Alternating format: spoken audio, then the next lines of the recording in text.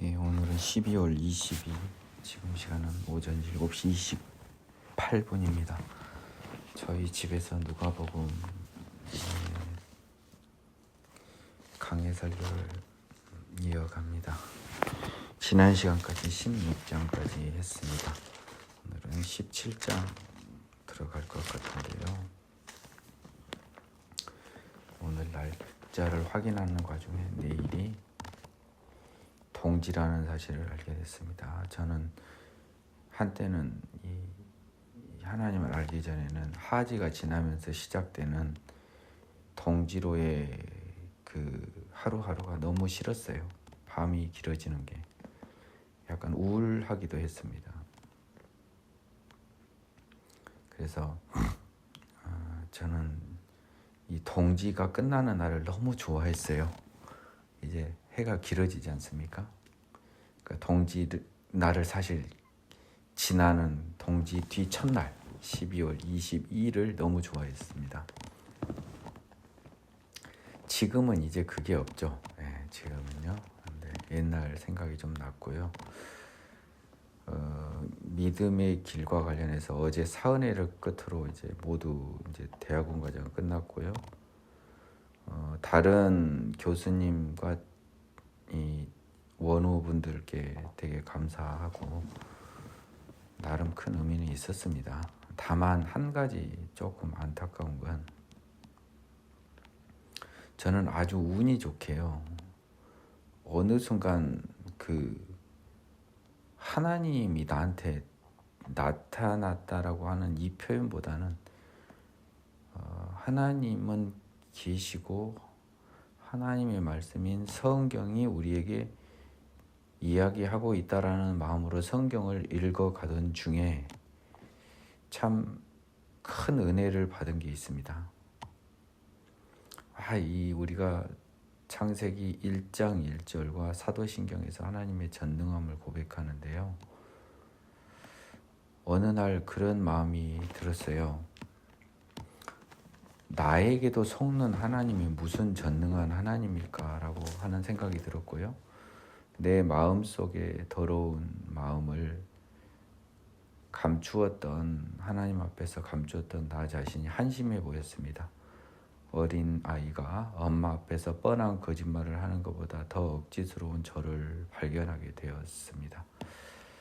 무척 부끄러웠습니다. 그 절대적인 전제를 딱 가정하고 보니 이제 저는 도망갈 방법이 없었던 거예요.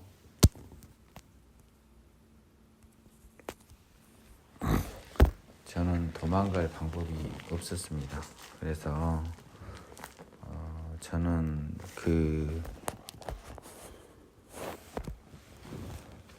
이 세상을 도망갈 방법이 없어서 하나님으로부터 도망갈 방법이 없어서요. 결국 내가 바뀌지 않으면 아무런 의미가 없다라고 하는 그런 생각이 들었어요. 네, 저는 그 다음에 이제 성경의 말씀을 보고서 크게 눈에 들어온 겁니다. 이게 하나님의 말씀을 지킬 수 있는 방법이 있는데 그것은 우리가 변하여 다시 태어난다는 건데요. 이게 여러분들은 그게 되게 저기로 들리시나 봐요. 그게 약간 이론적이고 교리적이고 선언적으로 들리나 보는데요. 저는 그것이 니고데모한테 한 예수님의 말씀 이상으로 굉장히 크게 다가왔습니다. 이건 무조건 이걸 통하지 않고는 단 한 발자국도 하나님 냄새도 못 맡고 하나님 근처에 갈 수 없겠구나. 그래서 저는 새로운 피조물의 탄생을 고대했고요. 그것은 분명히 어떤 특정한 시점이 있을 것이고 또 어떤 힘이 나에게 내려질 것이라는 기대는 하고 살았습니다만 그 기대는 조금 막연했습니다. 하지만 기대는 저는 있었어요. 그리고 나서 내 마음을 감찰하는 하나님을 보니까 이제 나의 마음속에 있는 사단과 저를 멀리서 가까이서 지켜보고 내 안에 들어오지 못한 하나님을 보고 참 괴로운 시간을 보낸 겁니다. 제 인생이 다 괴로운 게 아니에요. 하나님 말고 오직 내가 괴로웠던 때는 딱 한때밖에 없던 거예요. 죄를 지을 때밖에 괴로운 게 없는 거예요. 마음속의 죄. 마음속에 죄를 지을 때마다 그 괴로움이 굉장히 컸습니다. 그 괴로움 때문에 이렇게 하나님의 뜻대로 살아갈 수 있는 몸을 허락하지 않는다면 죽는 게 맞겠다. 죽어야 하겠다. 죽어도 좋다. 이렇게 더러운 몸은 살 가치가 없다. 이 세상에서의 존재 가치가 1도 없는 나를 인정하고 그러다 보니까 이제 제가 나를 부정한 때가 한번 온 거죠. 이거 안 되겠다. 이런 나는 부정하려다. 내가 나를. 그러고 나서 말도 안 되는 발걸음을 하나님께 띈 그날 바로 하나님의 능력이라고 하는 것을 제가 능력이 나를 사로잡는 걸 보았고 그 사로잡음이 오늘까지 유지되게 하여 주심에 감사합니다. 다만 사람에게는 부족한 점이 늘 있습니다. 다만 뭐가 있냐면요. 성령님이 근심하게 하는 죄는 못 짓는 거예요. 이제 내 마음속에서. 죄와 갈등하다 죄를 짓는 경우는 없어요. 죄인지 모르고 얻다가 내뱉은 말이나 실수는 있을 수 있어요. 이건 용서가 됩니다. 다만 부끄러운 거예요. 하나님 앞에. 그렇지만 죄인 것을 알면서 죄를 짓는 것, 성령님을 근심하게 하는 것, 그것에서 해방되는 그 기쁨을 여러분도 누리시기 바라요. 이게 진짜 차원이 다른 겁니다. 제가 방금 말씀드렸어요. 나도 모르는 죄는 지을 수 있어요. 그건 하느님한테 내 마음속을 공개하는 자인데 어찌 지가 알고 지은 죄를 모르고 지은 죄라고 둘러붙일 수 있겠습니까? 벼락 맞아 죽으려고 하면 뭐 죽으려면 무슨 짓을 못해요? 성령님을 근심하게 하는 죄, 죄인지 알고 고의적으로 짓는 죄는 지을 수가 없습니다. 마음속으로도요. 행동은 말할 것도 마음속으로도. 그런 관념이 여러분을 사로잡을 수 있어야 돼요. 그런 게 가능하다는 관념이요. 여러분들의 그 무모한 도전을 응원하겠습니다. 오늘은 누가복음 17장 들어갑니다. 예수께서 제자들에게 이르시되 실족하게 하는 것이 없을 수는 없으나 그렇게 하는 자에게는 화로다. 그가 이 작은 자 중에 하나를 실족하게 할진대 차라리 연자맷돌이 그의 목에 메어져. 잠깐만요. 요거는 제가 지난 시간에 한 것 같은데요. 왜 이렇게 지금 녹음상으로는 잘못되어 있는 거죠? 잠깐 확인을 해보겠습니다. 17장도 내가 한 것 같습니다. 그래서 오늘은 18장을 들어가야 되는군요. 오늘은 좀 실수가 좀 있는 이유가요. 저희 집에서도 진행되기 때문에 제가 어디까지 했는지가 표시되어 있는 타이핑한 성경이 없어요. 지난번 강의 녹음 제목을 잘못 붙여서 그랬습니다. 18장.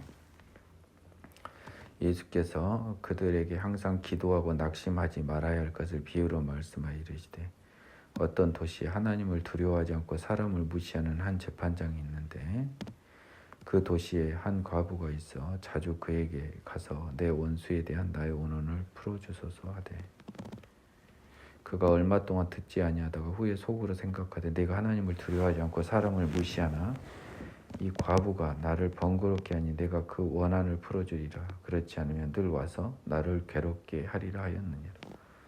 주께서 또 이르시되 불의한 재판장이 말한 것을 들으라. 하물며 하나님께서 밤낮 부르짖는 택하신 자들의 원한을 풀어주지 아니하시겠느냐. 그들에게 오래 참으시겠느냐. 내가 너희에게 이르노니 속히 그 원한을 풀어주시리라. 그러나 인자가 올 때 세상에서 믿음을 보겠느냐 하시니라. 조금 예민한 사람은 그 방금 본문을 읽는 제 목소리의 떨림을 좀 확인을 해보셨을 텐데요. 저는 오늘 좀 약간 저의 마음가짐 때문에 하나님의 은혜가 어떻게 임할까 궁금했는데, 일단 18절에서도 기존에 제가 전혀 알 수 없었던 느낌이 하나 왔습니다. 방금 제가 여러분에게 어설픈 짧은 설교를 했지 않습니까? 그것과 너무 연결이 되는 거예요. 그래서 제가 지금 깜짝 놀래고 있는 겁니다. 자, 봐보십시오. 항상 기도하고 낙심하지 말아야 할 것을 비유로 말씀하신 거잖아요. 그래서 도시에 하나님도 무시하는 재판장이 있지만 어느 한 과부가 자꾸 자기의 소원을 이야기하니까, 내가 아무리 얘를 무시한데 얘가 귀찮은데 계속 오게 하면 나만 힘들지 않냐, 나만 괴롭지 않냐. 그런 이 불의한 재판장이 이런데 하물며 하나님께서 밤낮 부르시는 택하신 자들의 원한. 이것에 밑줄 한번 그어볼까요? 제가 아까 뭐라 그랬습니까? 이 더러운 몸으로 자꾸 죄에 지는, 내 머릿속과 마음속을 다 감찰하시는 하나님 앞에서 죄에 짓는 내가 정말 싫고 어떻게든 변하기 위해서 새로운 피조물이 돼서 죄를 이기게 해달라는 그 저의 바람이 누가복음 18장 7절에 밤낮 부르짖는 택하신 자들의 원한이었던 거예요. 여러분들이 이 원한을 뭘로 봅니까? 오늘 하나님이 주시는 거는요, 죄를 이기는, 죄에게 지는 원한이에요. 죄를 이기고 싶은데 강한 죄 앞에 져버리는 자신의 나약함 앞에 정말 억울해하는, 마치 일제시대 때 그 일본 순사들의 총칼 앞에 쓰러져간 우리나라 약한 조선 사람들의 원한처럼 강력한 사단 앞에, 사단의 탱크 앞에 무너져버린 우리 하나님을 갈망하는 연약한 자들의 원한, 그 원한은 저 사단을 이길 새로운 힘을 달라는 그 희망이 섞인 원한이죠. 풀어주신답니다. 오래 참겠냐는 거예요. 속히 원한을 풀어준답니다. 밤낮 부르짖는 택한 자들의 원한이 이런 개념이었어요. 제가 아무 이유 없이 설교했는데 바로 18장, 저는 17장인 줄 알고 들어갔지 않습니까? 그만큼 준비가 안 된 강의예요. 근데 약간 그 느낌으로 이어지는 게 너무 신비로운 아침입니다. 영어 성경에서 제가 지금 NIV 영어 성경은 옆에 바로 옆에 있기 때문에요. 반쪽씩 나눠서 한쪽은 개역개정, 한쪽은 한 페이지의 절반은 개역개정, 절반은 NIV 성경이 써져 있는데 제가 메모를 해놓은 게 있습니다. 7절에 그들에게 오래 참겠느냐라고 해서요. 이 표현이 굉장히 재밌습니다. keep ing요. will he keep putting them off라고 했겠습니다. 그분이 계속 하여 너희들을 그렇게 keep off니까요. 관심 꺼버린다는 거 아닙니까? 떨어져 있다는 거니까. 오래 참느냐. 정말 번역은 참 잘한 번역입니다. 오래 참으시겠느냐. 그들이 오래 참고 계시겠느냐라고 표현하는 게 좀 더 정확해요. keep의 동사의 의미를 살려줘야 되니까. 그들에게 오래 참고 계시겠느냐. 내가 너에게 이르노니 속히 그 원한을 풀어주리라. 너무 여러분에게 힘이 되는 표현이에요. 여러분들이 이거 제대로 이해 못했을 것 같아요. 택하신 자들의 원한이라고 하는 개념을 제가 본의 아니게 이 개념을 이 강의 도입부에 설교한 꼴이 돼버렸습니다. 참 이게 무슨 조합입니까? 또 믿음의 도끼병 발생하게 생겼습니다. 이거. 이 속히 그 원한을 풀어주시라. 이게 너무 희망이 되지 않습니까? 8절 영어로 한번 보겠습니다. I tell you, he will see that they get just and quickly. 원한을 풀어주신다고 했는데요. 이전의 동사는 keep off입니다. 하나님이 그냥 관심 끄고 멀리 던져버린 뭔가 내놓은 자식처럼 놔두겠냐 이 말입니다. 우리말 표현은 이 여러분들이 이 어감은 그거예요. 내놓은 자식은 내 자식 아닙니다. 아닙니다. I tell you, he will see that they get justice. 그들이 저는 깜짝 놀래버리겠습니다. 잠깐 이걸 한번 보겠습니다. 7절부터 봐야 되겠네요. And will not God bring about justice for his chosen ones. 영어 성경에는요. 여기는 내가 킹 제임스가 썼습니다. NIV 성경은요. 이렇게 써져 있습니다. 택하신 자들을 위해서 공의를 가져다 주지 않겠냐라고 되어 있어요. 원한을 풀어주는 게. 그래서 I tell you, 내가 말하는데 그가 그 택하신 자들이 공의를 갖도록 바로 C는 뭐예요? 보살펴 준다는 거, 지켜준다는 거잖아요. 보다라는 뜻만 있는 게 아니고 정의를 갖도록 보살펴 주지 않겠냐. 내버린 자식이 아니라 이런 의미입니다. 그래서 이 원한이 제가 아까 뭐라 그랬습니까? 죄한테 치는 내가 항상 억울해 죽겠는데 제발 좀 이기게 도와주세요 하는 그 원한이에요. 그 원한은 바로 공의랑 이어지는 거라서 NIV 성경이 핵심을 잘 집어낸 것 같습니다. 제가 이거를 보면서는 못 느꼈거든요. 영어 성경을 쑥 보면서는. 근데 오늘 강의하다가 택하신 자들의 원한의 개념이 본의 아니게 내가 오늘 아침에 설교를 한 거예요. 지금 도입부 강의 도입부에 지금 정신도 없는 사나운 판국에 신기합니다. 참 미치겠네요. 정말 강의하는 제가 미치겠습니다. 그러나 인자가 올 때 세상이 믿음을 보겠냐 하시니라. 이것이 또 우리를 굉장히 경고하고 우리를 굉장히 긴장하게 하는 말입니다. 이런 원한을 품는 자가 있겠냐는 거예요. 마음속을 감찰하신 하나님 앞에 죄와 싸움에서 이기게 해달라는 간절한 기도하는 사람을 얼마나 보겠냐 이 말입니다. 받을 뿐만 받을 수 있겠습니다. 또 자기를 의롭다고 믿고 다른 사람을 멸시하는 자들에게 이 비유로 말씀하시되.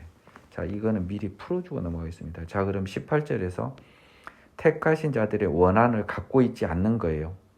그래서 자기를 의롭다고 믿는 거예요. 지금 의롭지 않아서 지금 의로워지기 위해서 기도하고 있었던 거예요. 7절은 지금 제가 이전 설교랑 이어집니다. 근데 자기가 의롭다고 믿고 다른 사람은 멸시하고 하는 사람을 이 비유로 말을 했습니다. 의롭다고 믿고라고 하는 것은 착각하고의 의미겠죠. 그러니까 이 7절의 마음을 통해서 하나님으로부터 원한을 풀어주는 은혜를 받지 못한 자인 거예요. 두 사람이 기도하러 성전에 올라가니 하나는 바리새인이요 하나는 세리라. 바리새인은 서서 따로 기도하여 이르되 하나님이여 나는 다른 사람들 곧 토색, 불의, 간음을 하는 자들과 같지 아니하고 이 세리와도 같지 아니함을 감사하나이다.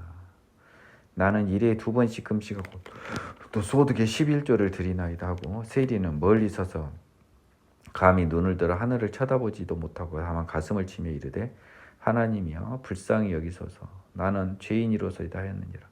내가 너에게 이르노니 이에 저 바리새인이 아니고 이 사람이 의롭다 하심을 받고 그의 집으로 내려갔느니라. 무릇 자기를 높이는 자는 낮아지고 자기를 낮추는 자는 높아지리라. 이거는 여러분들이 굉장히 오해를 할 수 있는 구절입니다. 제가 좀 주제 넘는 소리를 한다면 이 구절은 정말 정확히 이해를 해야 돼요. 특히 이 세리의 마음과 또 의롭다함을 받았다고 하는 부분이 유의해야 됩니다.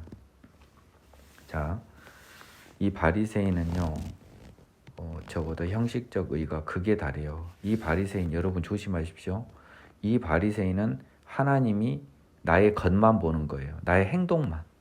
밖으로 드러난 행동만 보는 겁니다.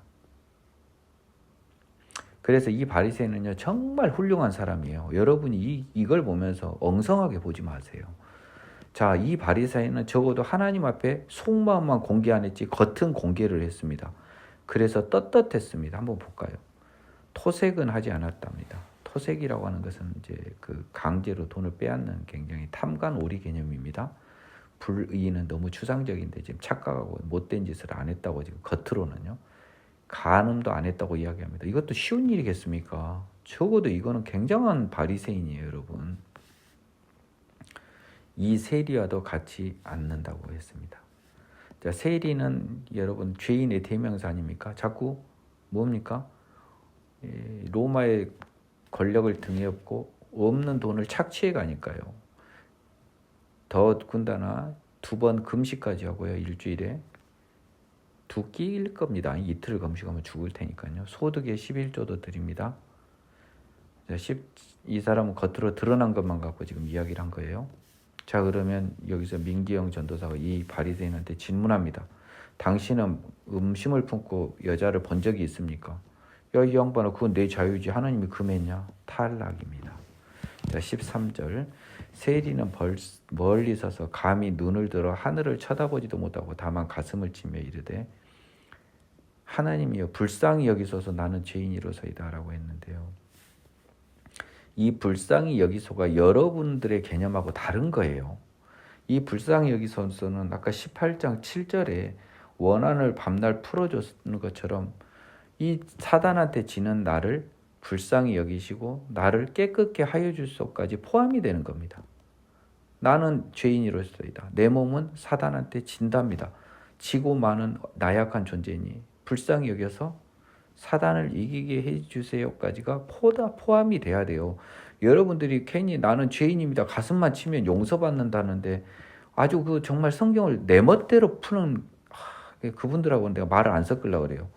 제가 큰 진실을 알았습니다. 성경은요, 하나님이 택하셨거나 하나님이 택하실 예정인 사람을 제외하고는 읽어지지 않아요. 저도 앞으로는 그런 사람들은 전제하지 않겠습니다. 여러분들은 그렇게 보셔야 됩니다. 여러분들은 하나님이여 불쌍히 여기서 나는 죄인이로소이다. 이 말은 나는 이렇게 사단에게 지고 마는 더러운 존재인데 이 나약한 사단에게 지는 더러운 나를 불쌍히 여기셔서 그 힘을 사단을 이길 깨끗한 힘과 능력을 주십시오라고 하는 것까지 포함되어 있다고 봐야 됩니다. 그렇기 때문에 저 형식적으로 겉으로 드러난 행동만 갖고 하나님을 속이려는 위선적인 바리새인이 아니라 거꾸로 이 원한을 풀어달라고 밤낮 부르짖는 세리 18장 7절과 13절은 동일한 관념으로 여러분이 파악을 하셔야 돼요. 그래서 이 세리가 의롭다 하심을 받고 집으로 내려갔으니까 생명의 성령의 법으로 태어나서 의롭다 하심을 받은 거예요. 그냥 말로 반성만 하면 의롭다 한다는 그런 개념 아닙니다. 그건 굉장히 어리석어요. 그래서 자기를 높이는 자는 낮아지고 낮추는 자는 높아지리라고 하는 것이 여기서는 조금 다른 데랑 좀 다르게 써졌습니다. 통상적으로 이 표현은요, 좀 이 높임을 받는 것보다는 스스로 낮아지는 것은 우리의 하나님의 자녀의 의무였습니다. 자, 근데 여기서 자기를 높이는 바리새인은 자기를 높이다 보니까 자기의 자존심과 이런 자기 기준의 잣대로 움직이다 보니까 자기 마음속의 죄를 몰라버린 겁니다. 그래서 하나님의 자녀에서 멀어졌으니까 낮아진 거예요. 여기서 낮아지는 것은 하나님의 자녀가 되지 못한 개념입니다. 여러분 조심하시기 바라요. 자기를 낮추는 자는 뭡니까? 자기의 마음속을 하나님께 공개한 사람. 자, 그래서 이 설교가 오늘 char한 설교가 돼버렸어요. 하나님 앞에 마음과 머릿속을 공개한 사람이 자기를 낮추는 자예요. 하나님 앞에 마음속과 머리를 공개하지 못한 자가 높이는 자입니다. 그런 사람은 구원에서 멀어져 버리고요. 공개한 자는 결국 하나님의 능력으로 다시 태어나 하나님의 자녀가 되는 영광으로 높아진다는 말입니다. 야, 18장의 14절까지가 이렇게 보인 것도요. 고백하면 이렇게 자세히 보인 것도 오늘이 처음입니다.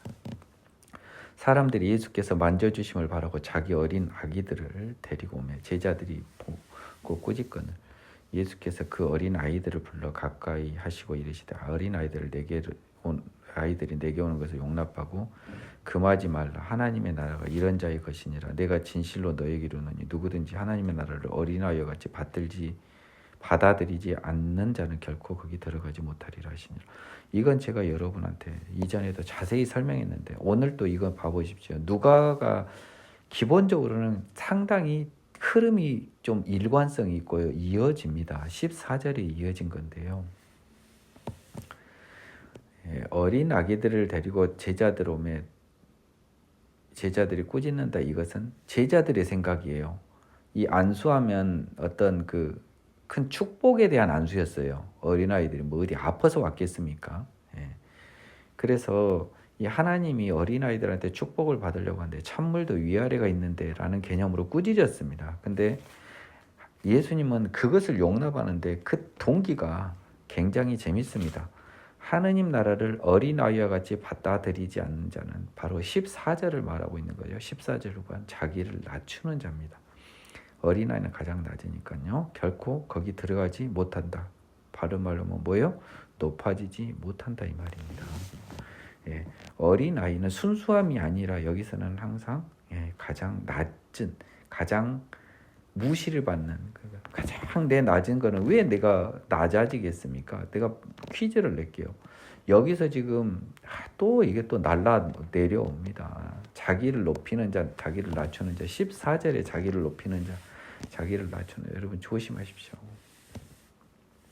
하나님 앞에가 생략이 되어 있습니다. 하나님 앞에 자기를 높이는 자, 자기를 낮추는 자. 그러니까 제가 높이는 자는 마음과 생각을 하나님 앞에 가리는 자, 낮추는 자는 마음과 생각을 하나님 앞에 공개하는 자예요.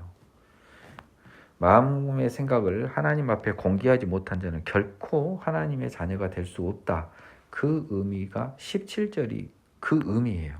어린아이 같이 받들지 않는 자. 받을 분만 받아요. 이게 통할 사람만 통합니다. 앞으로는 저는 이제 제 강의를 따라오지 못할 사람은 제가 아예 카메라로 잡지 않을 거예요. 그냥 딱 한쪽 사람만 보고 갑니다. 어떤 관리가 물어 이르되 선한 선생님이여 내가 무엇을 하여 영생을 얻으리까? 예수께서 이르시되 네가 어찌하여 나를 선하다 일컫느냐? 하나님 한 분에 있는 선한 이가 없느니라. 네가 계명을 안 하니 간음하지 말라, 살인하지 말라, 도둑질하지 말라, 거짓 증언하지 말라, 네 부모를 공경하라 하였느니라. 여짜오되 이것은 내가 어려서부터 다 지켰나이다. 예수께서 이 말을 들으시고 이르시되 네게 아직도 한 가지 부족한 것이 있으니 네게 있는 것을 다 팔아 가난한 자들에게 나눠주라. 그리하면 하늘에서 네게 부하가 있으리라 하시고 그리고 와서 나를 따르라. 자, 여기까지만 한번 잠깐 끊겠습니다. 이게 지금 계속 이어져요. 어떤 관리는요 예수님한테 선한 선생님이라고 했습니다. Good teacher. 그러면 내가 무엇을 해야 영생을 얻었습니까? 라고 했는데요. 이 구절은 제가 벌써 세 번째 다 푸는 것 같습니다. 당시 유대인들은 영생을 구약 성경에 숨어 있었기 때문에 영생이 확인이 안 된 겁니다. 예수를 통하지 않고는 영생이 존재할 수 없어요. 그래서 신의 산 언약을 지키면 하나님과의 언약을 지키면 영생을 얻냐고 자꾸 물어봐요. 왜? 언약에서는 대놓고 영생을 얻는단 말이 안 써졌습니다. 근데 답변이 너무 재밌다는 거예요. 예수님 답변이. 먼저 하나님 한 분 외에는 선한 이가 없다라고 했기 때문에요. 네가 지금 이 나를 선하다고 이야기하지 말라는 겁니다. 판단하지 말라는 거예요. 이것도 굉장히 중요합니다. 여러분이 어떤 정당을 지지하고 누구 정치인을 지지하는 한심한 애들 목사들 보면 이 누가복음 18장 19절을 떠올리면 되겠습니다. 우리는 누가 옳은지를 잘 몰라요. 우리가 옳은 것은 뭐만 하냐? 하나님 말씀 빼놓고는 우리가 옳은 것을 판단할 수 없어요. 우리는 이것을 인정해야 됩니다. 따라서 사람을 가지고 선하다고 판단하는 것은 지금 이 절이 계속 이어졌지 않습니까? 사람의 마음속을 너희가 볼 수 없는데 어떻게 그 마음속이 더러운지 깨끗한지 알지 못하면서 선하다고 하냐? 겉과 속이 똑같은 유일한 분은 하나님 한 분이다. 이런 의미입니다. 인간은 겉과 속이 달라요. 그리고 만일 인간이 아까 생명의 성령의 법으로 깨끗해서 선해졌다고 합시다. 피조물로 태어나서. 그러면 그것은 선한 것은 그입니까? 그 사람을 선하게 태어나게 해주신 하나님, 성령님이 선하신 거죠. 그렇죠? 그렇기 때문에 하나님의 성령의 힘으로 깨끗해졌기 때문에 결국 선하신 주체는 하나님 한 분밖에는 없어요. 여러분들이 이걸 잘 해석할 줄 알아야 됩니다. 자, 그래서 이 20절이 더 재밌습니다. 계명을 안 하니 요것을 공경하라. 그 말은 이 설명 중에 뭐가 들어가 있는 거예요? 그러면 영생을 얻는단 말이 지금 생략이 되었습니다. 야, 그 예수님 답변이 신기한 거예요. 이거 지키면 영생한다는 거예요. 예, 근데 이게 재밌습니다. 간음하지 말라, 살인하지 말라, 도둑질하라, 거짓 증언하지 말라, 네 부모 공경하라 했느니라 그랬습니다. 근데 여기에는 뭐가 빠졌어요? 십계명에 10번이 딱 빠져 있어요. 그러니까 다 걸려들었습니다. 여짜오되 어려서부터 지켰다. 이 말을 들으시고 내게 아직도 한 가지 부족한 것인데 다 팔아 가난한 자들에게 나눠줘라. 하늘에서 보화가 있다. 그리고 와서 나를 따르라. 이 10번째 계명은 사실은 이웃의 것을 탐하지 말라고 돼 있는데요. 자, 이 예수님 율법이 더 세진 거죠. 그리고 하나님의 십계명 10번째 그것을 분명히 포함하신 겁니다. 뭡니까? 네 이웃의 것을 탐하지 말라가 동전의 앞에 있다면 뒤에 면에는 뭐가 있습니까? 네 이웃을 네 자신과 같이 사랑하라. 똑같은 말이 써졌고요. 그렇다면 부자인 너는 이웃의 것을 탐하는 것은 둘째치고 이웃을 사랑하기 위해서 이것을 해라는 겁니다. 이게 십계명의 10번째 버전을 응용해서 풀어준 게 22절이에요. 자, 그러면 네가 부족한 게 있는데 그것은 10번째 계명을 네가 지키지 못했다. 그러니까 다 팔아주라는 거예요. 지금 20절과 22절 사이에서 십계명의 10번째 계명의 비밀이 여러분 굉장히 중요해요. 바울이 그 10번째 계명을 파고 들어가서 결국 생명의 성령의 법을 받는 과정이 로마서 7장에 정확히 나와 있습니다. 들을 만한 사람은 제가 뭔 말한지 알 거예요. 그 사람이 큰 부자이므로 이 말씀을 듣고 근심해 버렸습니다. 이게 걸린 거예요. 10번째 계명에서 턱 걸려버린 겁니다. 대놓고 마음속까지 따지면 이미 다 걸렸는데 결국 하나님이 10번째 계명은 마음속의 죄에 대한 계명이라고 그래요. 내가 처음 받은 은혜입니다. 마음속의 죄를 유일하게 터치한 것이 10번째 계명이에요. 10계명 중에 9번째까지는 확인할 방법이 없습니다. 물론 하나님을 공경하라고 하는 것도 마음속이에요. 하지만 하나님 공경, 이웃사랑이라고 하는 4계명부터 날라오는 모든 5계명부터 날라오는 모든 6가지 계명이 9번째 계명까지는 다 겉으로밖에 판단하지 않는 것처럼 확인되어 있습니다만 10번째 계명 마음속을 봅니다.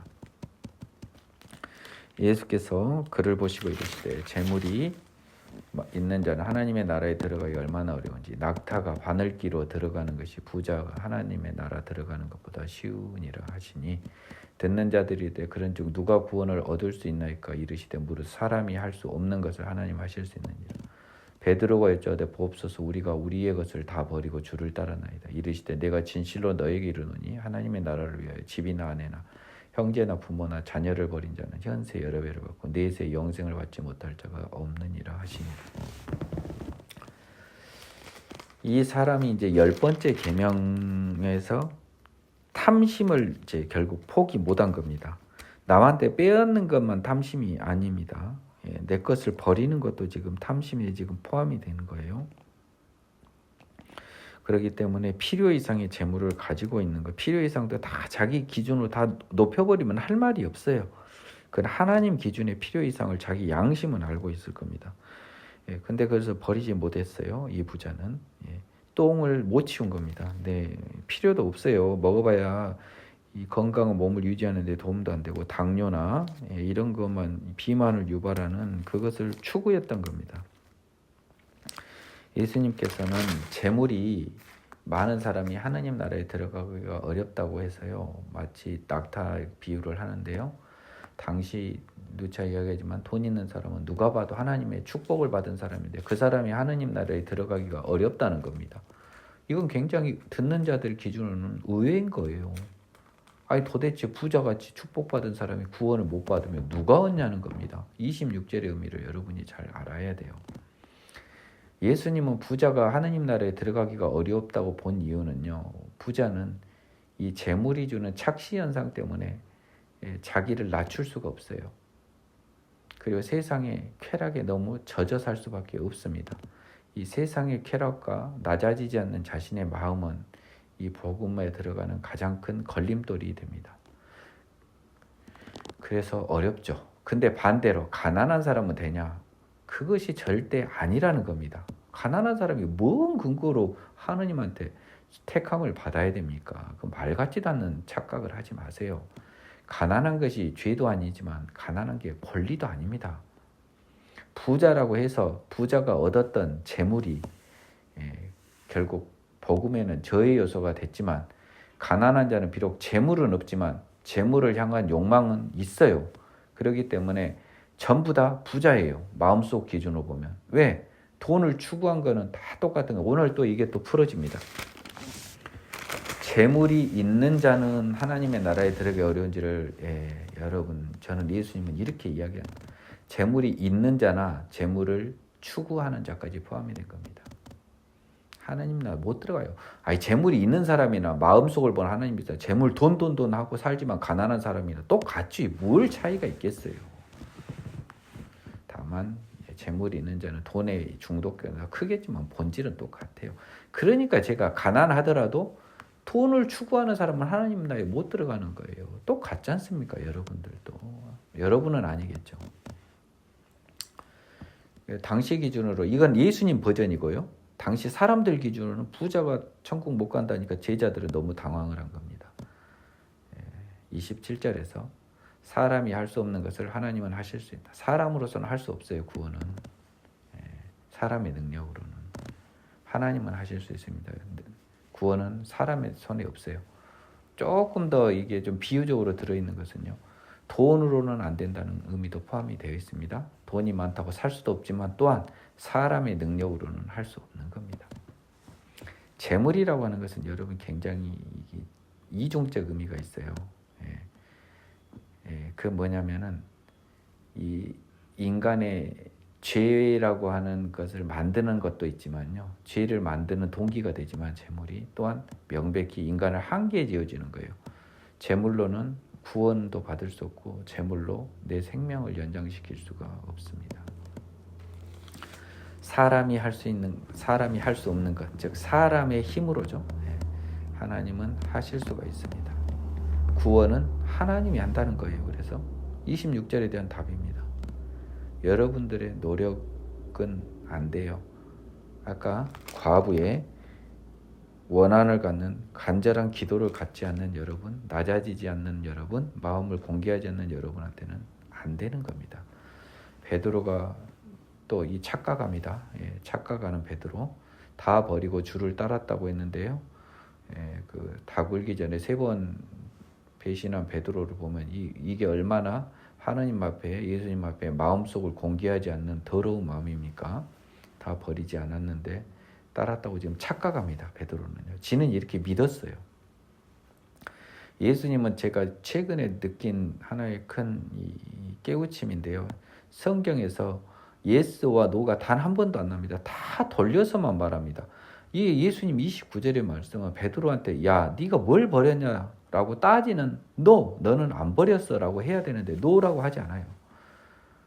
너희에게 이르노니 집이나 아내나 형제나 부모를 버린 자, 베드로는요 다 버렸다고 했는데 얘가 안 버린 거 지금 다 이야기하는 거예요. 아내, 형제, 부모 안 버렸다는 겁니다.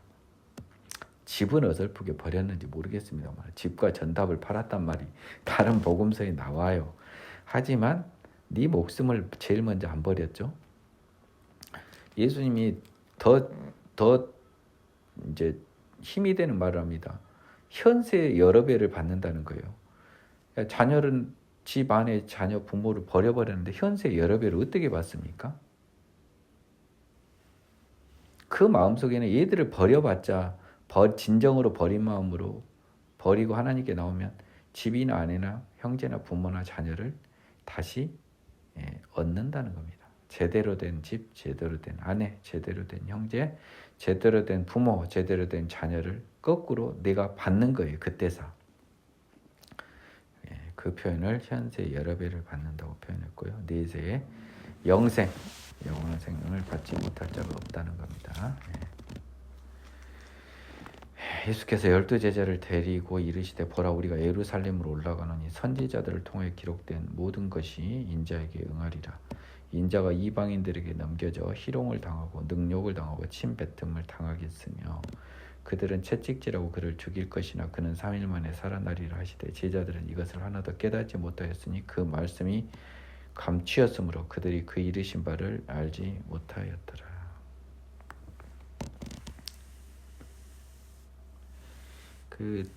이 유대인들은 아마 제가 봤을 때는요, 비록 좀 신분이 미천하더라도 이 당시 기준으로요, 해당에서 구약 성경, 즉 성경 공부는 참 열심히 하지 않았을까라고 하는 추측을 해봅니다.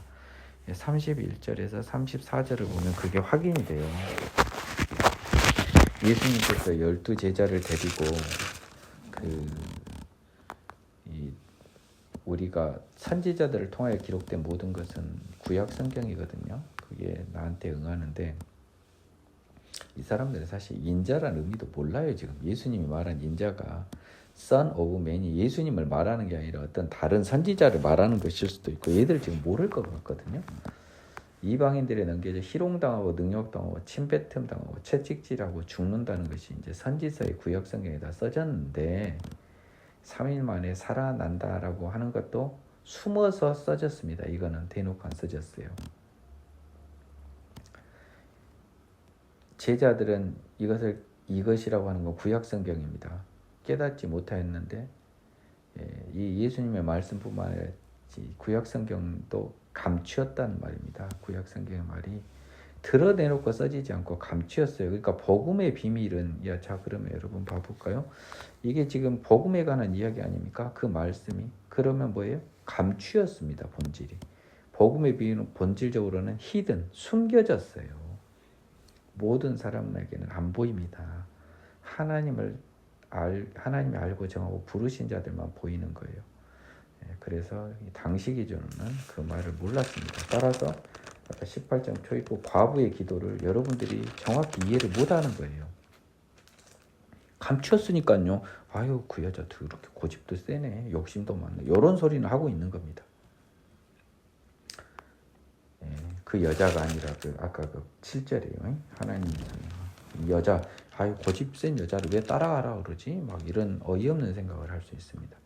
여리고에 가까이 가셨을 때 한 맹인이 길가에 앉아 구걸하다 무리가 지나감을 듣고 이 무슨 일이냐고 물은데 그들이 나사렛 예수께서 지나가신다니 맹인이 외쳐 이르되 다윗의 자손 예수여 나를 불쌍히 여기소서거늘 앞서가는 자들이 그를 꾸짖어 잠잠하라되 그가 더욱 크게 소리질러 다윗의 자손이 나를 불쌍히 여기소서 하는지라. 예수께서 머물러서서 명하여 데려오라 하셨더니 그가 가까이 오며 물어 이르시되 내게 무엇을 하여 주기를 원하느냐. 이르되 주여 보기를 원하나이다. 예수께서 그에게 이르시되 보라 네 믿음이 너를 구원하였느니라 하시매 곧 보게 되어 하나님께 영광을 돌리며 예수를 따르니 백성이 다 이를 보고 하나님을 찬양하니라.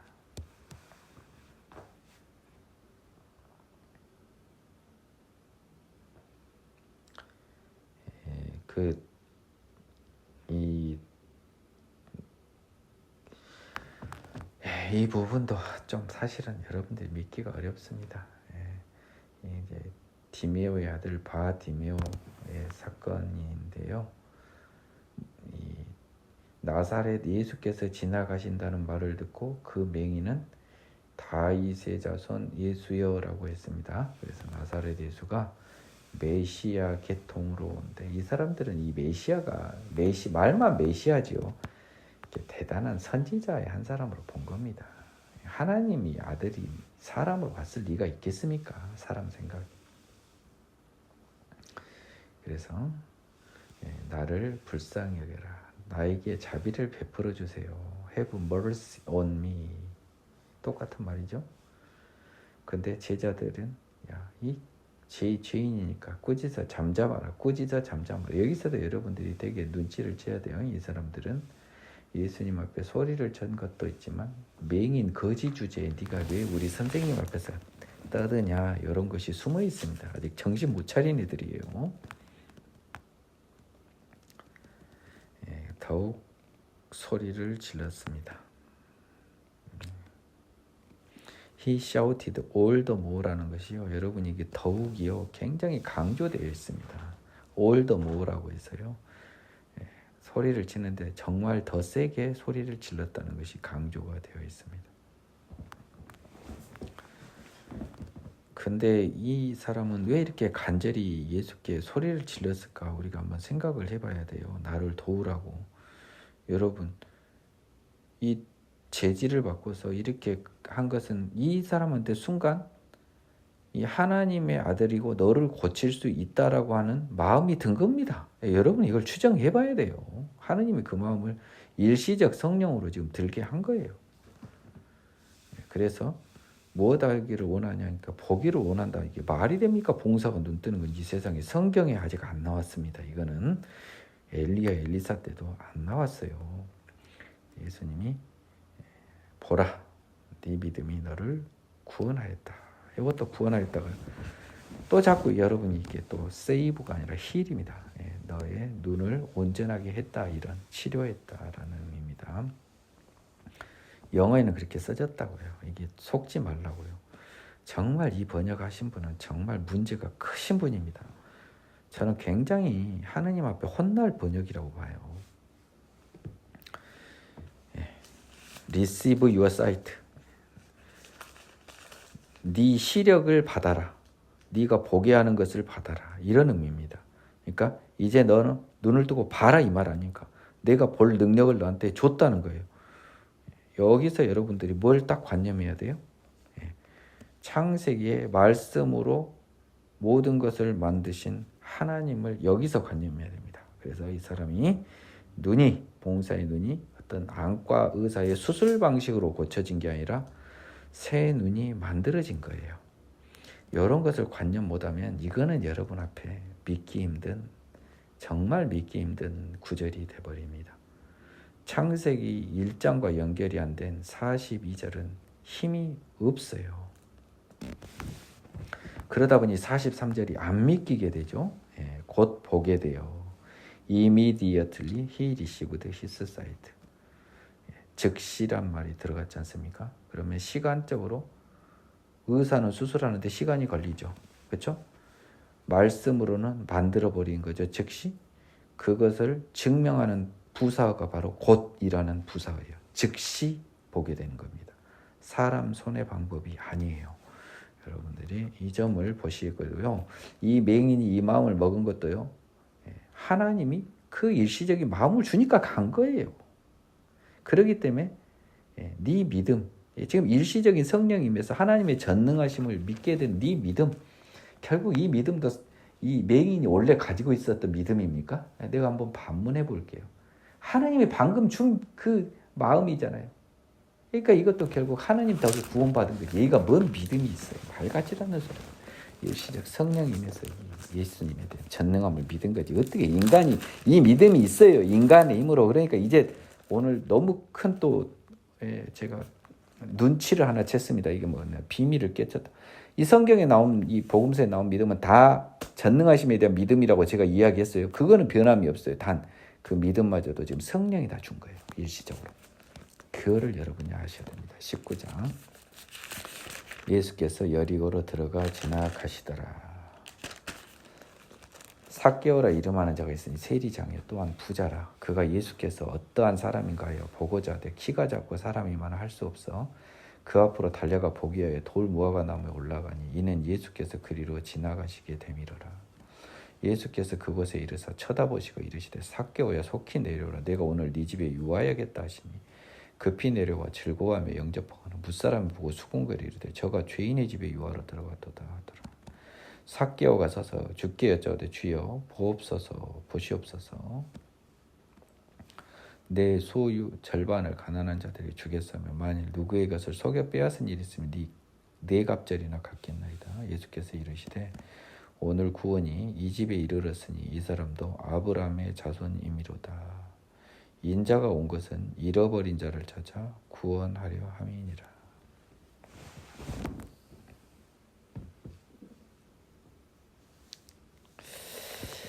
자, 여러분 여기서도요. 자, 이 삭개오도 한번 봐보십시오.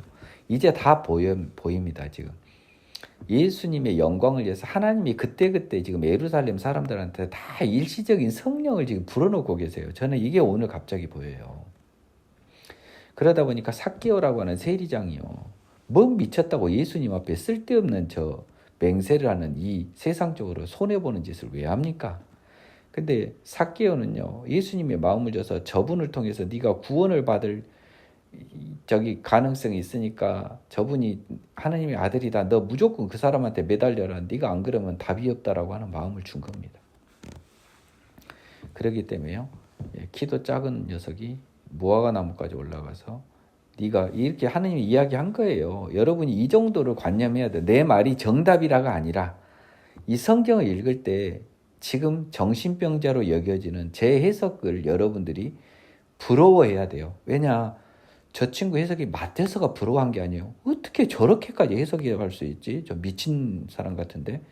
한편 이게 부러워야 된다고요. 자, 돌 무화과 나무에 하나님 올라가라고 한 거예요. 예수님은 돌 무화과 나무에서 삭개오를 볼 걸 또 하나님이 예수님한테도 이야기했어요. 이 조건이 딱 맞춰서 만난 겁니다. 그러니까 예수님이 삭개오야, 이름도 다 알고 내려오라. 그 녀석 이름이 삭개오다라고 하나님이 다 알려준 거죠. 내가 오늘 내 집에 유하여야겠다 하시니. 자, 여러분, 이게 뭐 5절에서 삭개오야라고 한 것도 무섭게 넘어갈 건 아닙니다. 지금이 이 사람은 삭개오 어떻게 알아요? 이 말을 들었을 때 삭개오의 심정도 여러분, 이거 지금 나한테 온 하나님의 마음, 이게 진짜구나 하는 이 삭개오의 마음도 여러분이 추정을 해봐야 됩니다. 누가복음만 놓고 보자고요. 나 지금 딴 데 기억 안 나요. 나는 지금 누가복음 19장에 빠져 있습니다. 다른 건 내 머릿속에 없어요. 그래서 나무에선 급히 내려와 즐거워하며 영접합니다. 내 이름도 아시고, 야, 드디어 하나님이 준 마음이 맞구나. 근데 여러분, 이게 그 사람들 기준으로 하면은 이 삭개오라고 하는 것은요, 죄인의 집에 유하러 들어갔다면 내 느낌에 이 삭개오가요, 이 세리 중에 이 마음씨 착한 세리가 있을 수 있지 않습니까?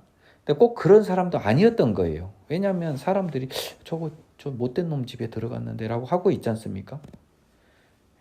못된 놈이었던 거예요. 세리하고 일반 세리하고 다를 거 없는 친일파의 표상이었던 겁니다. 근데 8절에서 이게 또 여러분 조심해야 됩니다. 이 8절에 접속사 그러나가 있어요. NIV 성경에는요. 나는 이 NIV 성경이 원뜻을 잘 살렸다고 봅니다. 접속사 벗이 들어가야 돼요. 지금 사람들은 저거 쓰레기 삭개오의 집에 들어갔네 라고 해서 쓰레기의 행동이 나와야 되잖아요. 삭개오. 그런데 삭개오가 하나님 예수님께 여쭤보되, 주님, 내 소유 절반을 가난한 자들이 주고요, 속여 빼앗은 일 있으면 내 값을 갚겠습니다 라고 하면, 여러분, 요 말을 이 수군거리는 사람들이 예측할 수 있었겠습니까? 죄인의 집에 유하로 들어갔다고 비난하고 비아냥거렸는데요. 당시 삭개오의 이 어처구니 없는 반응 앞에 많은 사람이 멘붕이 왔을 것으로 추정이 돼요. 예수께서 이르시되, 오늘 구원이 이 집에 이르렀으니 이 사람도 아브라함 자손이미로다. 이 말은 아주 무서운 말입니다. 아주 무서운 말이에요. Today salvation has come to this house because this man too is a son of Abraham이라고 해서요. 여기서는 구원이 몸이 낫는 게 아니고 salvation, 우리가 아는 그 구원입니다. 아브라함의 자손. 여러분 조심하십시오. 이전에는 옆에 있는 사람은 아브라함 자손 아닙니까? 원래 이 말하고 상관없이 아브라함 자손이었어요. 근데 이 사람도 아브라함 자손, 영적 이스라엘이, 믿음의 자손이고, 단순히 육적인 이스라엘이 아니고 영적 이스라엘임을 선언해 준 겁니다. 그 이유가 뭡니까? 10절에 나왔잖아요. 잃어버린 자를 찾았잖아요. 하느님이 알려줘서 예수님이 찾았잖아요. 이런 식으로 구원은 하나님과 성령님과 예수님이 합체가 되어 하나님이 알고 정하고 부르신 자를 찾아내는 작업이에요. 그러면 여러분들이 이쯤에서 힘 빠진 질문을 할 수 있습니다. 내가 잃어버린 자인지 어떻게 압니까? 답, 너는 모르지. 나도 몰라. 우리 인간은 몰라. 그러면 뭐야? 너희는 다 잃어버린 자를 전제로 하나님을 향해 달려가라. 그 말밖에 해줄 말이 없어요. 네가 하나님의 진정한 잃어버린 자라면 구원을 받을 것이지만 우리는 모르니까 잃어버린 자인 걸로 전제하고 달려가라. 하이 나는 아무리 봐도 아닌 것 같아. 그럼 네가 할 길 가. 관심 없으니 나는 그냥 네가 할 길 가. 그들이 이 말씀을 듣고 있을 때 비유를 더해 말씀하시니 이는 자기가 예루살렘에 가까이 오셨고 그들은 하나님의 나라가 당장에 나타날 줄로 생각함이더라. 11절에는 다음에 나온 그 비유를 여러분들이 잘 예수님이 어떤 이 말씀하게 된 동기를 설명하고 있는 이 부분을 잘 봐야 됩니다. 이 절대로 대놓고 말씀 안 해요. 비유로만 말합니다. 예루살렘에 가까이 오셨고 십자가 질 때가 다 됐고 그런데 그들은 하나님의 나라가 당장에 나타날 줄로 생각하는 거예요. 예수님이 안 죽고 그냥 다 이 세상을 쓸어버려서 로마로부터 독립된 이스라엘 지구상에서요. 여러분 이 당장이라고 하는 개념에는 여러분이 조심해야 됩니다. 이 사람들이 생각한 하나님의 나라는 이 지구상이었던 거예요. 그 느낌이 보이지 않습니까? 그래서 이 비유를 한 겁니다. 당장에 안 나타난다는 거예요. 그러니까 이 비유를 한 거예요. 이 당장에 반대되는 개념이 먼 나라라고 나옵니다. 12절에 볼까요? 이르시되 어떤 귀인이 왕위를 받아 가지고 오려고 먼 나라로 갈 때, 먼 나라, 하나님 나라 지금 지구가 아니에요 지금. 그 종 열을 불러 은하 열 문화를 주며 이르되 내가 돌아올 때까지 장사하라 하니라. 요거는 좀 어려운 비유라요. 그냥 한 절 한 절을 끊겠습니다. 어떤 귀인은 아마도 예수님 같아요. 그래서 왕위를 받는 오려고요. 지금 왜냐하면 십자가 사역의 의미를 설명해 준 거예요. 어떤 귀인이 예수님이 십자가 사역을 통해서 모든 것의 왕으로 임명을 받으려고 지금 먼 나라로 갑니다. 하나님한테 간 거죠 지금. 성부 하나님한테. 그때 그 종 열을 불러서요. 그 종은 여기서는 사도들을 말해요. 너희들한테 말하는 거예요 지금. 사도들한테. 은하 열 문화를 주며 이르되 내가 돌아올 때까지 장사하라고 해서 여기는 사도들한테 예수님이 뭘 줍니까? 아마 나중에 보면 성령을 줘요. 그러니까 이 성령입니다. 성령. 오늘 또 이게 보입니다. 야. 그래서 그런데 그 백성이 그를 미워하여 사자를 뒤로 보내어 이르되 우리는 이 사람이 우리의 왕됨을 원하지 아니하나이다. 이 백성, 그 백성은 뭐예요? 그 종과 비교되는 겁니다. 13절에. 이스라엘 일반 백성, 종이 아닌 예수님을 모르는 일반 백성은 예수님을 미워해서요. 왕됨을 원하지 아니하나이다 해서 십자가에 못 박혀 죽인 거잖아요. 사실은. 그렇죠? 잘 보세요. 그러니까 이들은 성령을 못 받겠죠. 문화는 사도들한테만 지금 준 겁니다. 비유를 하고 있어요. 귀인이 왕위를 받아지고 돌아와서 은화를 준 종들에게 각각 어떻게 장사했는지 알고자 하여 그들을 부르되 아까 이제 귀인은 이제 예수님이고요. 왕위를 받아가지고 돌아오신 것은 재림 심판을 말합니다. 그래서 성령을 준 종들에게 어떻게 이것들이 하나님의 그 나라를 위해서 일을 했나 한번 결산을 해봤습니다.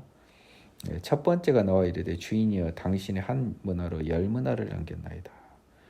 주인이 이르되 잘하였다 착한 종이야 네가 지극히 작은 것에 충성하였으니 열 고을 권세를 차지하리라 하다.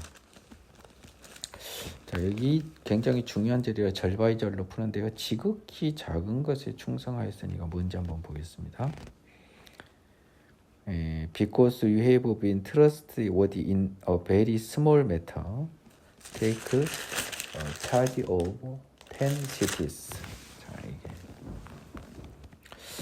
이 충성됐다라고 하는 것인데 아주 진짜 정말 작은 일에 충성했다고 한 거거든요.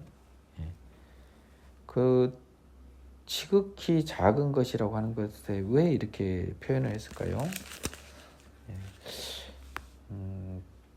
참 이해가 안 됩니다. 제가 한번 보겠습니다. Well done, my good servant. because we have been trustworthy in a very small matter. Take charge of density. 이것은요, 지극히 작은 것이라고 하는 것은 무엇에 비해서 작은 거냐면요, 그 열골 권세에 비해서 지극히 작은 것입니다. 그래서 지극히 작은 것이었군요. 하지만 얘는 열심히 다 잘했는데 네가 한 것은 별 볼 일이 없어. 근데 열골의 골의 권세를 차지할 그 정도 일은 아니지만 그 권세를 준다는 겁니다.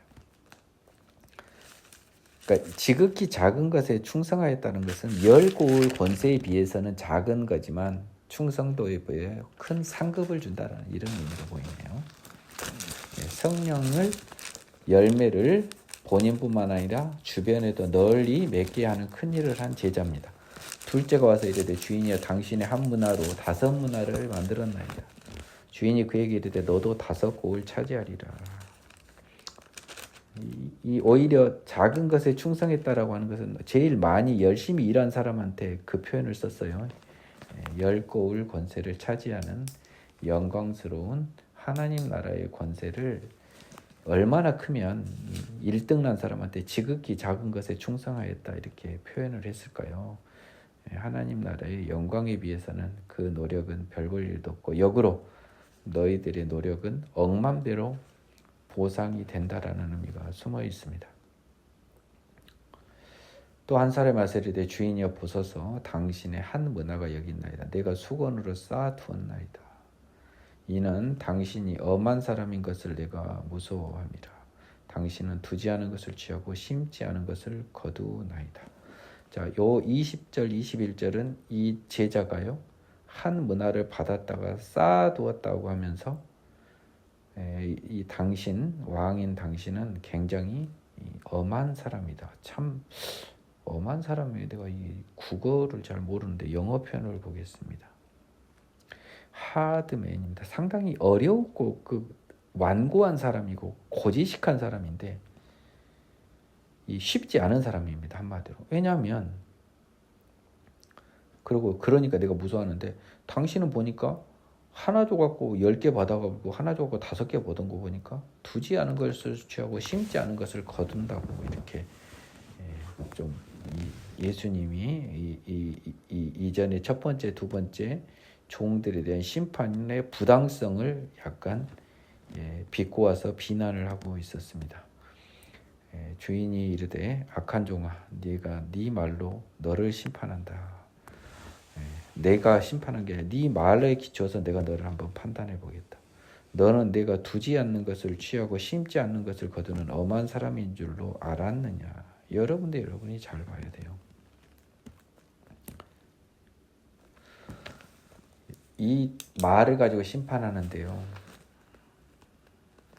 취하고 두지 않은 것을 취하고 심지 않는 것을 거두는 것을 알았느냐. 과거형이잖아요. 네가 받을 때 알았냐. 너 받을 때는 모르지 않았냐. 너 왜 거짓말하냐는 겁니다. 즉 두지 않은 것을 취하고 심지 않은 것을 거둔 것을 내가 알았다고 하는 21절의 말이 거짓이라는 것을 먼저 꾸짖고 있습니다. 그렇다면 네가 두지 않는 것을 취하고 심지 않는 것을 거두면 내 돈을 네가 쟤들은 장사를 해서 불렸습니다. 성령을. 근데 네가 최소한 은행이자 정도는 네가 은행에다 넣으면 이자는 나오니까 내가 어차피 두지 않은 거 취하고 심지 않은 거 거두면 네가 10배나 5배는 아니더라도 1.3배나 1.8배라도 네가 2배라도 네가 은행에 넣었으면 그 정도 생겼으니까 그거는 네가 대비를 했겠지. 어차피 내가 준 거보다 이상 요구할 나쁜 사람인 거 알았으면. 근데 그러면 은행은 뭡니까 여러분? 장사하라 해서 열심히 돈을 벌어라고 해서 이 성령 받은 사람들에게 명령을 했지만 최소한 내 돈을 은행에다는 맡기라고 하면 뭔 말입니까? 네가 아니더라도 다른 사람한테 줘야 된다는 거잖아요. 그러니까 성령을 키우고 거두어서 받아가는 걸 알았다면 이건 사실은 다 얘가 거짓말쟁이니까 예수님의 이 비유는 여러분들이 곧대로 받아서는 안 돼요. 이 사람의 말을 갖고 책을 잡는 거예요. 네가 한 말을 가지고. 그래서 그렇다면은 너는 그것을 은행에다 갖다 놓으면 가만 놔둬도 이자가 생기니까, 그러면 내가 은행 이자는 챙겨야게 은행에다는 맡겨야 되는 그런 행동은 해야 되지 않냐. 수건에다 싸두는 행동은 그것은 맞지 않지 않냐라는 거예요. 네 말이 이미 잘못된 거잖아요. 예, 은행이라고 하는 것도 네가 알았지 않냐는 거예요. 그러니까 이 친구가 할 말이 없죠. 역으로 따지면 성령을 받아서 성령으로 놓쳐버린 사람들이 있을 수 있다는 것을 예수님이 이게 분명히 이야기하고 있는 거예요. 가만 놔두면 놓칩니다. 그러니까 이 사도들 중에 놓쳐버린, 내가 봤을 때는 이 누구죠? 가룟 유다 같은, 예를 들면요, 그 비유를 하자면 그런 사람들이 생길 수가 있다는 겁니다.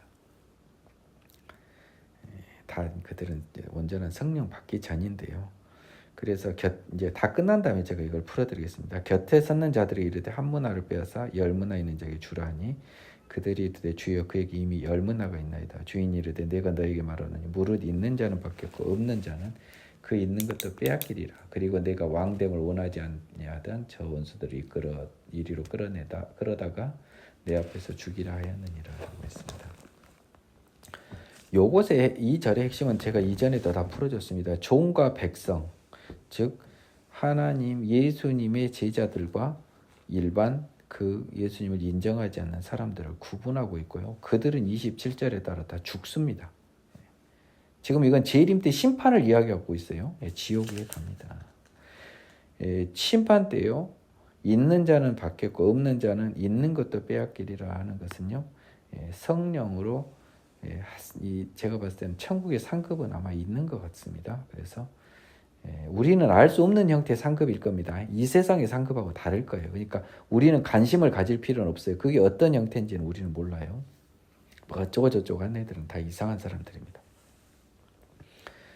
없는 자는 그 있는 것도 빼앗기리라라고 했는데요. 여러분, 있는 자와 없는 자는 뭐가 없었습니까? 장사를 한 사람과 장사를 안 한 사람이잖아요. 그러면 있고 없고는 뭐겠습니까? 여기서 있는 것은 상급이에요. 상급이 상급이 아니라 하나님을 위한 성령의 열매를 위한 노력, 지금 장사를 한 거예요.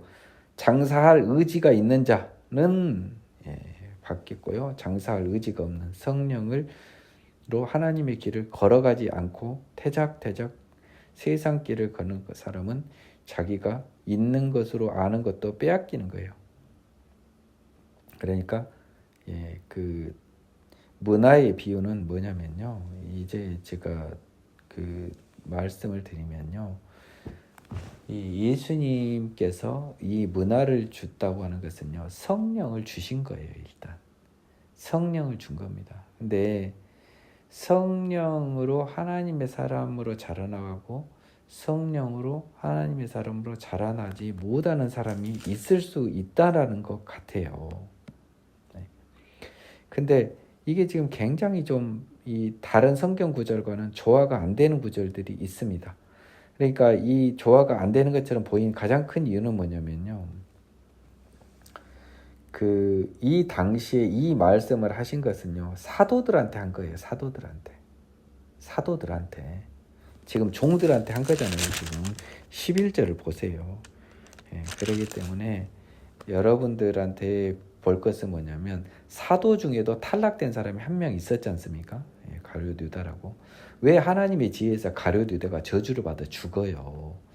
성령 받는 사람 중에 극히 일부도 헛된 길을 걸어가면 망한다는 것을 보여줄 사표로, 표상으로, 표식으로, 어떤 사인으로 유다가 복음서에서 죽습니다. 요즘 시대에도요, 모르긴 몰라도 극히 일부로, 아주 적은 비율일 것 같긴 합니다만, 성령으로 봐서 새롭게 함을 받고 내세의 영광을 맛보다가 다시 떨어진 사람이 있을 수 있습니다. 그런 사람은 빼앗깁니다. 이렇게. 그래서 성령을 받아서 예수님께로 안 나가고 세상적인 일에 몰두하는 사람들은 이것에 빠질 수가 있어요. 근데 성령 안 받은 사람이 대부분 세상의 길로 가죠. 근데 성령 받고도 빠질 위험이 있으니까 이것은 왜 우리한테 써졌냐면요. 가룟 유다케서 이거는 뭐냐면요. 우리로 하여금 죽을 때까지 장사하게 만들려고 써놓은 거예요. 지금. 저는 그렇게 봅니다. 그래서 실제로 문화를 빼앗기고요. 아무것도 장사하지 않는 사람은 성령을 온전히 받은 사람은 아마 없다고 봐요. 나는 거의 없다고 봅니다. 하지만 이걸 왜 예수님이 써놨냐? 우리의 긴장감을 위해서, 우리 믿음의 사람들의 긴장감을 죽을 때까지 유지시키기 위해서 예수님의 지혜에서 우리를 위해서 이 성경이, 이 복음서의 기제가 써지게 한 겁니다. 예수께서 이 말씀을 하시고 예루살렘을 향하여 앞서가시더라. 감람원이라 불리는 산 쪽에 있는 벳바게와 베다니에 가까이 가셨을 때 제자 중 둘을 보내시며 이르시되 너희는 맞은편 마을로 가라. 그리로 들어가면 아직 아무도 타보지 않은 나귀 새끼가 매어 있는 것을 보리니 끌고 오라. 만일 누가 너희에게 어찌하여 푸느냐 묻거든 말하기를 주가 쓰시겠다라 하시매 보내심을 받은 자들이 가서 그 말씀하신 대로 만난지라. 이 절은 너무 많이 와서 풀지 않습니다. 말씀하신 대로의 밑줄을 그어보시면 될 것 같습니다.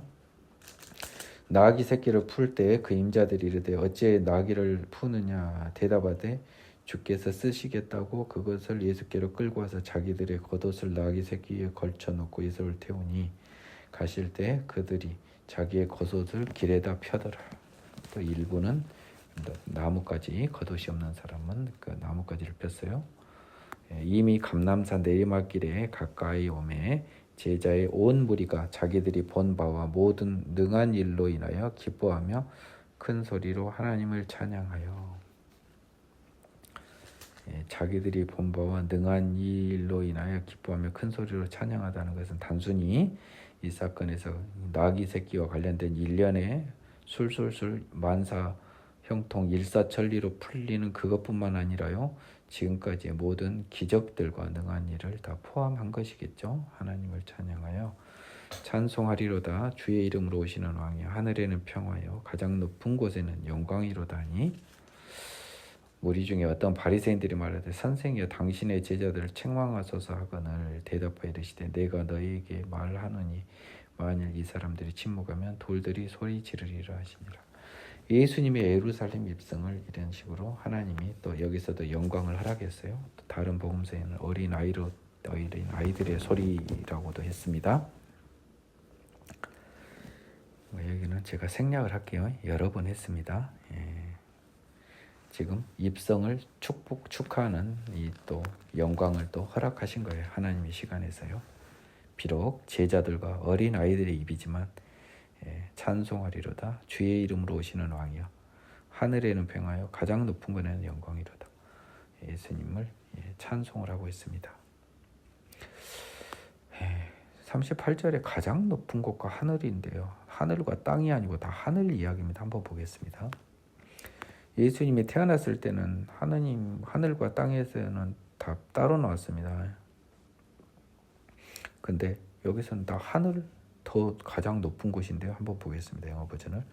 Blessed is the King who comes in the name of the Lord. Peace in heaven and glory in the highest라고 했습니다. highest라고 했어요. 가장 높은 곳에서라고 되어 있는데요.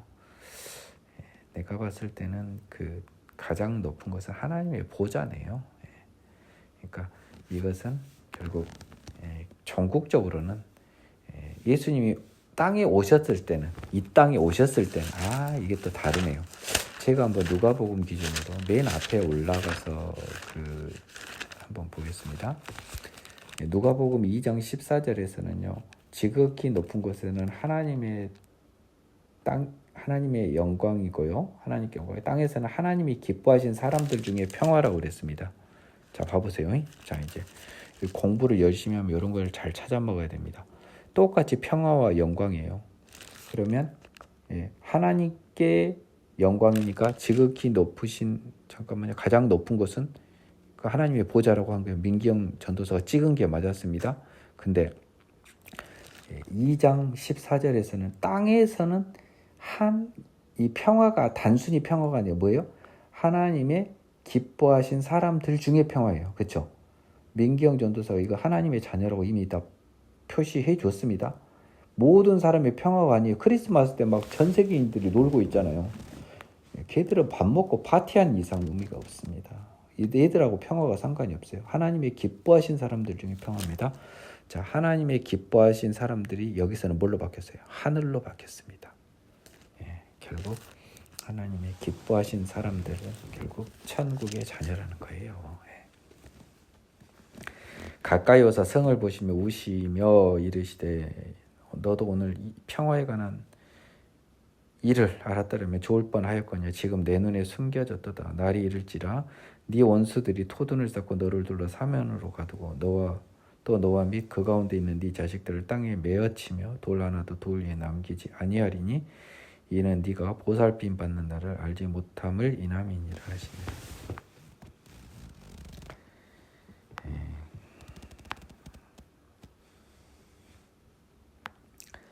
이 가까이 오서 예루살렘 성을 보시며 오시되 이스라엘 너도 오늘 평화에 관한 일을 알았으면 좋다.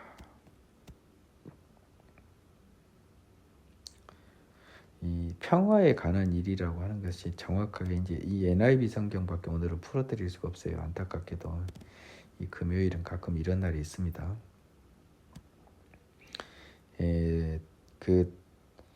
What would bring you peace라고 해서 너에게 평화를 가져다 둘 일이 정확히 맞습니다. 평화에 관한 일이 아니라 오늘 너도 너에게 평화를 가져다 줄 이 일, 예수님의 사역, 예수님이죠. 알았으면 좋을 뻔했거냐. 너희는 예수님의 사역도 예수님도 모른다. 숨겨졌다. 네 원수들이 토둔을 쌓고 너를 둘러 사면으로 가두고, 이게 이제 쉽게 표현하면 1차원적인 사람은 이 예루살렘 성이 나중에 로마에서 정복된 것으로 이제 생각을 합니다. 근데 결국은 뭡니까? 눈이 어두워진 육적 이스라엘들은요, 결국은